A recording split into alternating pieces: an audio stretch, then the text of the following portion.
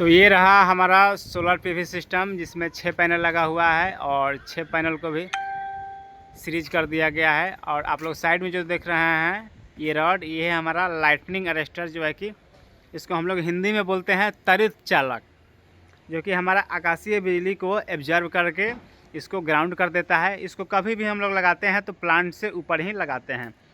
चलिए, चारों तरफ से तो दिखाना मुश्किल है, लेकिन जहाँ तक हो पाता है हम आपको इस प्लांट को दिखाते हैं। कितना सुंदर जो है कि ये प्लांट लगाया गया है। ये टाटा का पैनल है, बाईफेशियल है और हाफ कट है। इसमें क्रॉस पट्टी भी मारा गया है ताकि हमारा प्लांट आंधी में जो है कि थोड़ा सा भी टसमस ना हो। ठीक, एकदम जो है कि एक सीधे में 6 पैनल को लगाया गया है और ये क्लैंप के माध्यम से कसा गया है। Mid clamp, Z clamp. एक बार हम कोशिश करेंगे कि आपको इस सोलर के डाटा प्लेट को भी दिखा दें।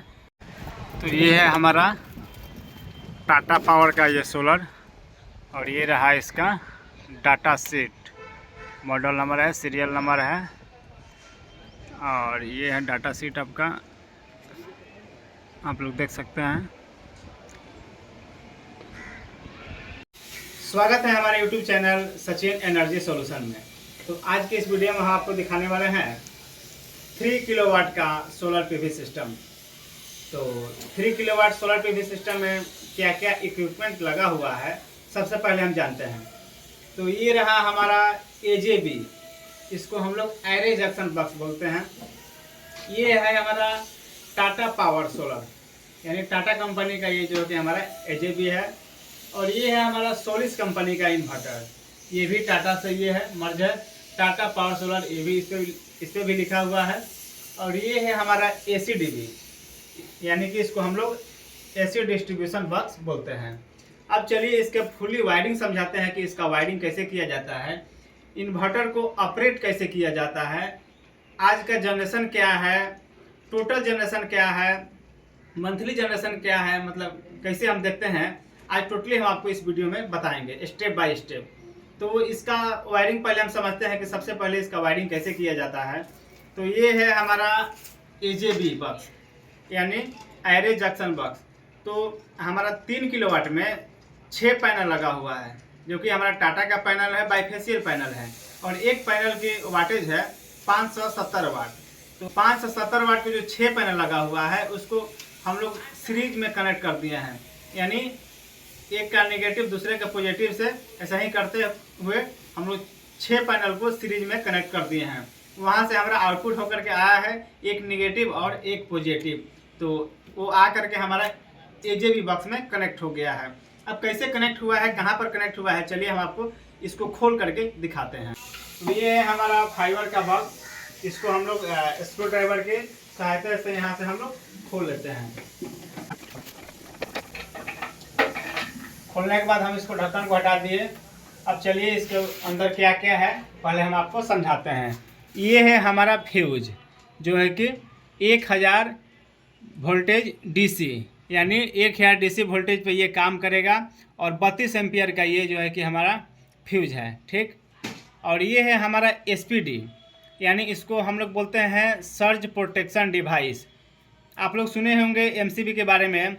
तो MCB है करंट कंट्रोल डिवाइस, और ये है हमारा वोल्टेज कंट्रोल डिवाइस, यानी जब 1000 से ज़्यादा वोल्टेज आएगा तो ये जो है कि यहाँ से ग्राउंड कर देगा उसको। हमारे प्लांट को कोई नुकसान नहीं पहुँचाएगा, इन्वर्टर को भी कोई नुकसान नहीं पहुँचाएगा। अब इसका वायरिंग जो है, सोलर से जो हमारा वायर आया है पॉजिटिव वायर, ये हमारा फ्यूज में कनेक्ट है। ठीक, और निगेटिव वायर जो है ये हमारे कनेक्टर में कनेक्ट है। ठीक, उसका फ्यूज से आउटपुट होकर के यहाँ पे ये जो SPD है, हम कभी भी पैरेलल में इसका कनेक्शन करते हैं। ठीक, तो आप लोग देख सकते हैं कि पॉजिटिव यहाँ पे कनेक्ट है, निगेटिव यहाँ पे कनेक्ट है। और ये जो आप लोग रेड कलर का जो मार्किंग देख रहे हैं, ये टॉर्क मार्किंग है, यानी जब हम इसको स्क्रू को टाइट कर देते हैं तो यहाँ पर टॉर्क मार्किंग कर देते हैं, ताकि भविष्य में अगर ये ढीला भी हो जाए तो ना, तो हमारा पता चल जाएगा कि ये स्क्रू जो है कि ढीला हुआ है। ठीक, और ये है हमारा DC का अर्थिंग, ये है DC का अर्थिंग जो है कि SPD के नीचे में कनेक्ट है। ठीक, और फिर यहाँ से जब हम आउटपुट को लिए हैं डीसी-डीवी से जो आउटपुट होता है हमारा, यहाँ से आप लोग पाइप के माध्यम से देख सकते हैं कि ये हमारा जो इन्वर्टर है, इन्वर्टर के यहाँ से जो MC4 कनेक्टर है यहीं पे हमारा आके कनेक्ट हो गया है। ठीक, अब चलिए हम इन्वर्टर को ऑपरेट करके दिखाते हैं कि इसको ऑपरेट कैसे करते हैं। तो ये हमारा 3 किलोवाट का टाटा का ये सोलिस का इन्वर्टर है, जो कि मैन्युफैक्चर जो है कि टाटा पावर सोलर किया है। ठीक, अब चलिए ये हमारा ESC बटन, ये है ऑफ, ये है डाउन, ये है इंटर। ठीक, अब चलिए हम इसको डाउन बटन को क्लिक करते हैं। यहाँ पे स्टेटस जनरेटिंग यानी 5/3/2025 19:31। ठीक, ये है हमारा पावर जो है कि 450 वाट अभी जनरेशन हो रहा है। आप लोग टाइम देख सकते हैं 4:56 हो रहा है। इसमें टाइम जो है गड़बड़ दिखा रहा है, इसको टाइम सेट करना पड़ेगा। और फिर चलिए हम आपको दिखाते हैं इसका DC वोल्टेज कितना आ रहा है। इंटर दबाए, इन्फॉर्मेशन आ गया, फिर यहाँ से इंटर करेंगे, आगे हमारा VDC1 यानी 261.1 वोल्ट।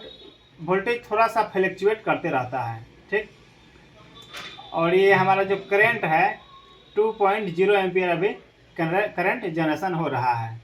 फिर यहाँ से डाउन बटन क्लिक करेंगे, DC2 आएगा, 3 आएगा, 4 आएगा, फिर यहाँ से आ गया V ग्रिड यानी ग्रिड का वोल्टेज 242.4 वोल्ट और एम्पियर जो है कि 1.8 एम्पियर दिखा रहा था। और ये है हमारा पावर का LED, ये है ऑपरेशन का LED, ये है अलार्म का LED। जब इन्वर्टर ऑन हो जाता है तो हमारा पावर का LED जो है कि जलने लगता है। और जब ये हमारा सोलर ये इन्वर्टर जो है ऑपरेशन के मोड में आ जाता है तो यहाँ से ग्रीन कलर का लाइट जलने लगता है। ठीक, और ये है हमारा अलार्म। जब ग्रिड का सप्लाई नहीं रहेगा, ग्रिड जो है कि ऑफ हो जाएगा या किसी भी तरह का इसमें फॉल्ट आएगा तो हमारा अलार्म का जो ये लाइट है ये जलने लगेगा, रेड कलर का जलता है। अब चलिए हम आपको दिखाते हैं, ये इन्वर्टर का सीरियल नंबर हो गया। ठीक, यहाँ से एक्सपोर्ट जो है कि अभी 00 है क्योंकि प्लांट अभी जस्ट ही हम लोग स्टार्ट किए हैं।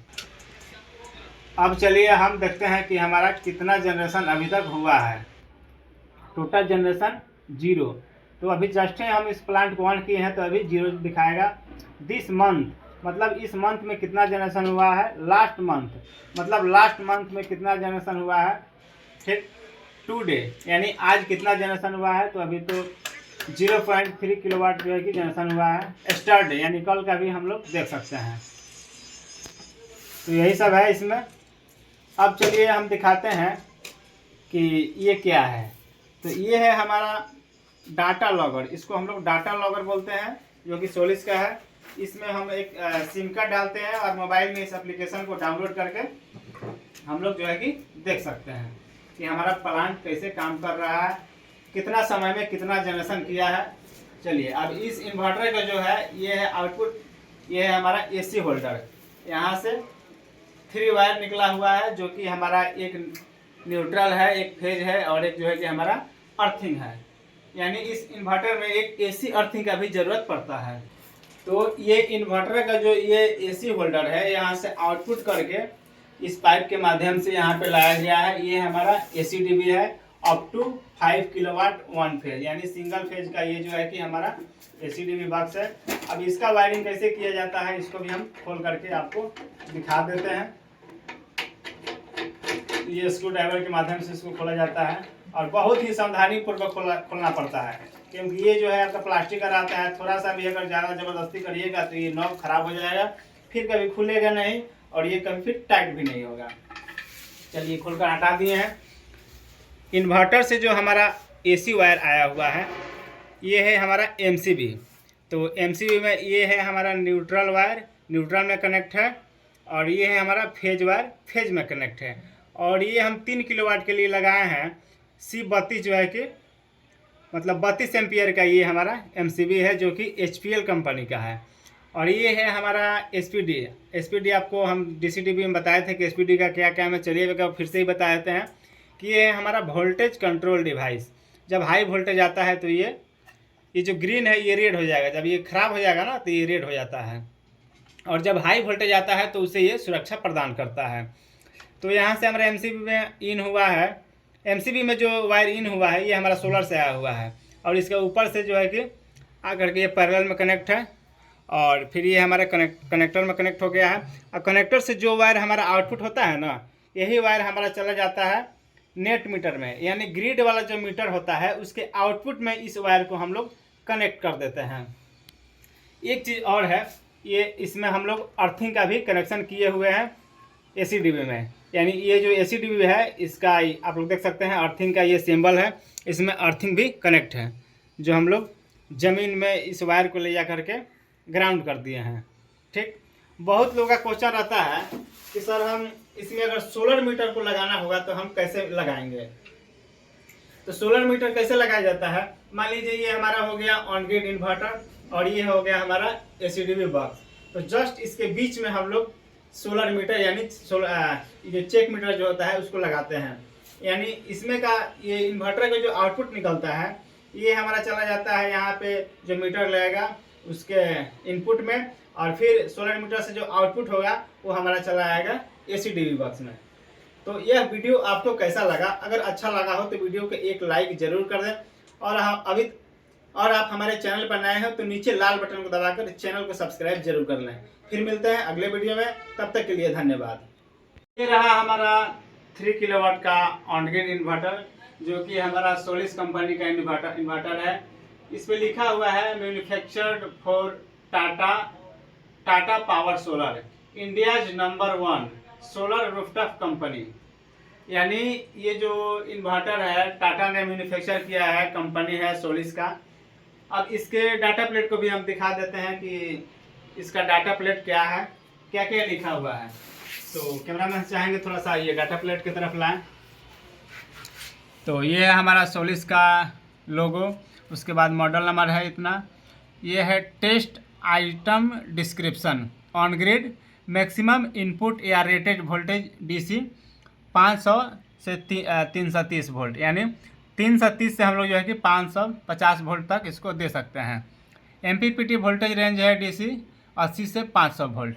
मैक्सिमम इनपुट करंट है डीसी 14 एम्पियर। आईएससी पीवी, यानी इसको हम लोग बोलते हैं शॉर्ट सर्किट करंट। ये है हमारा मैक्सिमम डीसी 22 एम्पियर। ये है रेटेड ग्रिड वोल्टेज एसी, यानी 1 फेज न्यूट्रल अर्थिंग, और 200 से जो है कि 230 वोल्ट तक।